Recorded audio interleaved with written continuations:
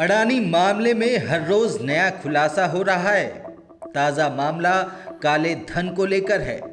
क्या अडानी ग्रुप का साम्राज्य काले धन की बुनियाद पर खड़ा किया गया था? ये सवाल अब सवाल नहीं रहा, बल्कि दुनिया भर के समाचार पत्रों में छाया हुआ है।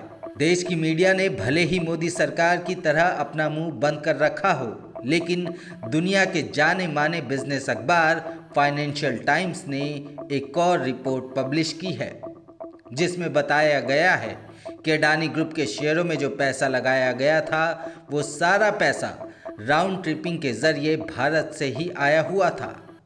अब राउंड ट्रिपिंग का मतलब क्या होता है?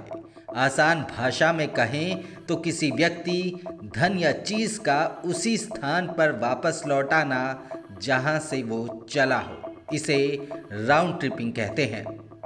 काले धन के मामले में राउंड ट्रिपिंग तब होती है जब कंपनियां अलग अलग सोर्स से धन किसी टैक्स हेवन देश में भेजती हैं और फिर वहां से किसी दूसरे सोर्स के जरिए उस पैसे को वापस अपनी ही किसी कंपनी में निवेश करा लेती हैं। इससे काला धन तो सफ़ेद बनाया ही जाता है, साथ में दोनों देशों में टैक्स भी बचाया जाता है। 2 महीने पहले हिंडनबर्ग ने अडानी की जो पोल खोली थी, इस रिपोर्ट में दुनिया के जाने माने बिजनेस अखबार फाइनेंशियल टाइम्स ने मोहर लगा दी है।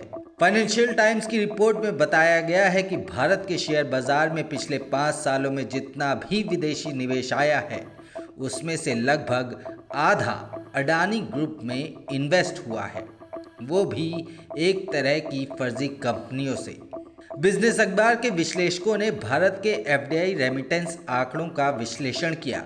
इससे पता चला है कि अडानी के लिंक्ड ऑफशोर कंपनियों ने साल 2017 से 2022 के बीच ग्रुप में कम से कम 2.6 अरब डॉलर का निवेश किया है। ये इस अवधि के दौरान आए कुल 5.7 अरब डॉलर के कुल एफडीआई का 45.4% है। अब आसान भाषा में समझिए कि साल 2017 से 2022 के बीच देश में कुल 5.7 अरब डॉलर एफडीआई यानी फॉरेन डायरेक्ट इन्वेस्टमेंट के जरिए हुआ, जिसका करीब 45% जो कि 2.6 अरब डॉलर था, वो अडानी ग्रुप या अडानी की कंपनियों में निवेश किया गया। इसमें भी एक और पेच है। इस सारे इन्वेस्टमेंट में सबसे ज़्यादा इन्वेस्ट करने वाली 2 कंपनियां रही। अब ये 2 कंपनियां किसकी थी, तो उसका भी जवाब सुनिए। डायरेक्ट या इनडायरेक्ट तरीके से सबसे ज़्यादा निवेश जिन 2 कंपनियों ने किया, वो कंपनियां अडानी समूह के चेयरमैन गौतम अडानी के बड़े भाई विनोद अडानी से जुड़ी हैं। एमर्जिंग मार्केट इन्वेस्टमेंट डीएमसीसी, जो अपनी वेबसाइट पर बताती है कि वो केवल विनोद अडानी का फंड निवेश करती है, इसने 2017 से 2018 के बीच अडानी की कंपनियों में 631 मिलियन डॉलर निवेश किया। इसी तरह मॉरिशस में registered Gardiner trade and investment ने साल 2021 से 2022 में अडानी की कंपनियों में 782 मिलियन डॉलर का निवेश किया। एमर्जिंग मार्केट के मैनेजर सुबीर मित्रा इसके डायरेक्टर हैं।